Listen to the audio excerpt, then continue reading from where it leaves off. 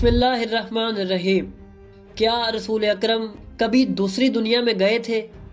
آپ نے اس کائنات کے باہر کن شہروں کا سفر کیا؟ آپ نے انسانوں کے علاوہ کن مخلوقات سے ملاقات کی؟ اور جب رسول اکرم صلی اللہ علیہ وآلہ وسلم جابلکا اور جابرسا میں پہنچے تو آپ نے وہاں کیا دیکھا؟ اگر آپ انہی سب سوالوں کے جواب جاننا چاہتے ہیں تو جڑے رہیے ہمارے ساتھ اس ویڈیو میں۔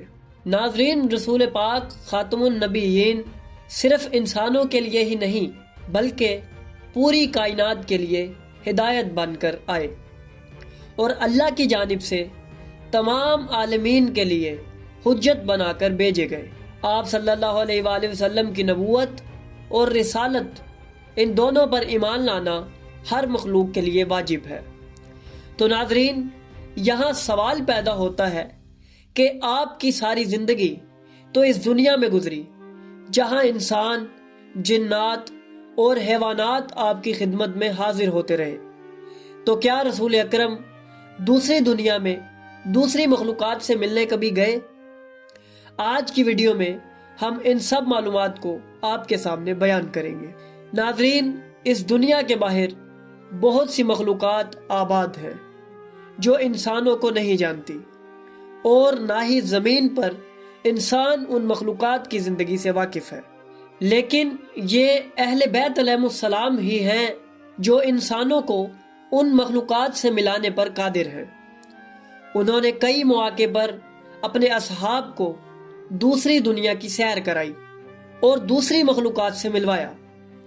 اب ہم آپ کے سامنے ایسی روایات رکھیں گے جن میں رسول اکرم دوسری مخلوقات سے ملنے کے لیے ان کی دنیا میں گئے۔ ناظرین، یہ معلومات جن کتابوں سے لی گئی ہے ان کے نام یہ ہیں: اخبار الزمان، مشارق الانوار، بصائر الدرجات۔ حضرت عبداللہ بن عباس سے روایت ہے کہ اللہ نے اس دنیا کے مشرق میں ایک شہر خلق کیا ہے جس کا نام جابرسا ہے۔ وہاں رہنے والے لوگ قوم سمود کی نسل سے ہیں، اور اسی طرح اللہ نے مغرب کے آخر میں ایک اور شہر خلق کیا ہے جس کا نام جابلکا ہے، اور وہاں پر بسنے والے لوگ قوم عاد کی نسل سے ہیں، اور ان میں سے کوئی بھی نہیں جانتا کہ اس کائنات میں انسان جیسی مخلوق بھی آباد ہے یا نہیں۔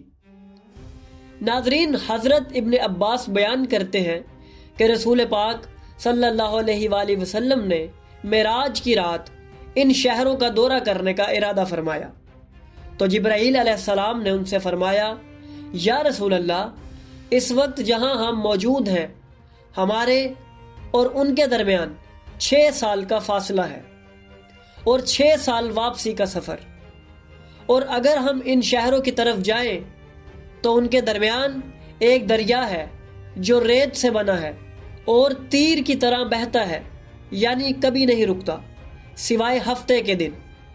اس وقت رسول پاک صلی اللہ علیہ وآلہ وسلم نے دعا فرمائی تو وہ دریا رک گیا اور ان شہروں تک ایک راستہ خلق ہو گیا۔ جب رسول اللہ ان شہروں میں پہنچے تو آپ نے وہاں موجود لوگوں کو سلام کیا۔ ان لوگوں نے آپ کو پہچان لیا اور آپ کی خدمت میں حاضر ہوئے اور کہنے لگے کہ ہم نے آپ کا ذکر، آپ کی بشارت اپنی کتابوں میں پڑھی ہے، اور آج ہم خوش ہیں کہ ہم آپ کی زیارت کر رہے ہیں۔ ان لوگوں نے کہا: یا رسول اللہ، اگر آپ کی امت گناہ نہ کرے تو فرشتے ضرور آپ کی امت کے ہر ایک شخص سے ہاتھ ملاتے ہیں۔ پس رسول اللہ ان شہروں میں پھرنا شروع ہوئے اور ان کے گھروں کو دیکھتے رہے۔ آپ نے دیکھا کہ ان کی قبریں ان کے گھروں کے دروازوں کے باہر بنی ہوئی ہیں۔ جب آپ نے ان سے اس چیز کا سبب دریافت کیا تو انہوں نے کہا کہ یہ اس لیے ہے کہ ہم صبح شام موت کو یاد کیا کریں۔ رسول پاک نے ان سے پوچھا کہ تم سب کے گھر برابر سطح پر بنے ہوئے ہیں اور دیواریں آپس میں برابر ہیں، آخر ایسا کیوں ہے؟ تو انہوں نے کہا کہ یا رسول اللہ، ہم ایسا اس لیے کرتے ہیں تاکہ کوئی دوسرا کسی پر اونچا نہ ہو اور سب برابر رہے۔ آپ صلی اللہ علیہ وآلہ وسلم ان کے ساتھ مزید 2 قدم چلے اور ان کے شہر کو غور سے دیکھا۔ آپ نے ان سے پوچھا کہ میں دیکھ رہا ہوں کہ تمہارے درمیان نہ کوئی حاکم ہے اور نہ کوئی قاضی، آخر ایسا کیسے ممکن ہے؟ وہ لوگ کہنے لگے کہ ہم ایک دوسرے کے ساتھ انصاف کرتے ہیں اور اپنی جان سے زیادہ دوسرے کی جان کی پرواہ کرتے ہیں، اس لیے ہم کسی قاضی یا حکمران کی ضرورت مند نہیں ہیں۔ جب آپ نے ان کے بازاروں کا رخ کیا تو پوچھا، میں دیکھ رہا ہوں کہ تمہارے بازار خالی ہیں، آخر اس کی کیا وجہ ہے؟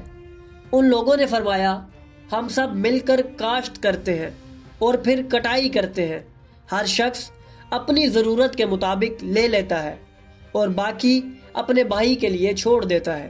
پھر رسول پاک حضرت محمد صلی اللہ علیہ وآلہ وسلم نے ان سے پوچھا کہ میں دیکھ رہا ہوں کہ تم میں سے ایک جماعت خوش نظر آ رہی ہے، ایسا کیوں ہے؟ انہوں نے کہا کہ ان کے ہاں کوئی شخص مر گیا ہے اور یہ لوگ اپنے مرنے والوں پر خوش ہوتے ہیں، کیونکہ وہ جانتے ہیں کہ ہمارا عزیز آپ کی نبوت اور اہل بیت علیہ السلام کی ولایت پر مرا ہے۔ اسی طرح یا رسول اللہ، جب ہمارے ہاں کوئی بچہ پیدا ہوتا ہے تو ہم غمگین ہوتے ہیں، کیونکہ ہم نہیں جانتے کہ یہ کس دن پر مرے گا۔ اسی طرح ان لوگوں نے مزید اپنی زندگیوں کے متعلق بتایا کہ جب ہمارے ہاں کوئی بیٹا پیدا ہوتا ہے تو ہم 1 مہینہ اللہ کے لیے روزہ رکھتے ہیں اور شکرانہ ادا کرتے ہیں، اور اگر بیٹی پیدا ہو جائے تو 2 ماہ روزہ رکھتے ہیں، نیز ہم کسی قسم کا گناہ انجام نہیں دیتے۔ رسول پاک صلی اللہ علیہ وآلہ وسلم نے ان سے پوچھا کہ کیا تم لوگ بیمار بھی ہوتے ہو؟ انہوں نے جواب دیا کہ نہیں، ہم گناہ نہیں کرتے، اس لیے بیمار بھی نہیں ہوتے۔ یا رسول اللہ، اگر آپ کی امت بھی گناہ نہ کرے تو ہرگز بیمار نہ ہو، کیونکہ بیماری ان کے گناہوں کا کفارہ بن جایا کرتی ہے۔ آپ صلی اللہ علیہ وآلہ وسلم نے ان سے پوچھا کہ کیا تمہارے ہاں درندے اور زہریلے جانور بھی موجود ہیں؟ انہوں نے کہا، جی ہاں یا رسول اللہ، وہ ہمارے پاس سے گزرتے ہیں اور ہم ان کے پاس سے، لیکن وہ ہمیں نقصان نہیں پہنچاتے۔ پھر رسول اللہ نے ان کے سامنے قرآن اور اپنی شریعت پیش کی تو انہوں نے خوشی سے اسے قبول کیا، مگر وہ کہنے لگے کہ یا رسول اللہ، ہم حج کیسے کریں جبکہ ہمارے اور کعبے کے درمیان بہت دوری ہے؟ لہٰذا آپ صلی اللہ علیہ وآلہ وسلم نے دعا کی تو ان لوگوں کے لیے زمین لپیٹ دی گئی، لہٰذا وہ سب لوگ جب چاہتے ہیں تو حج کے لیے حاضر ہوتے ہیں۔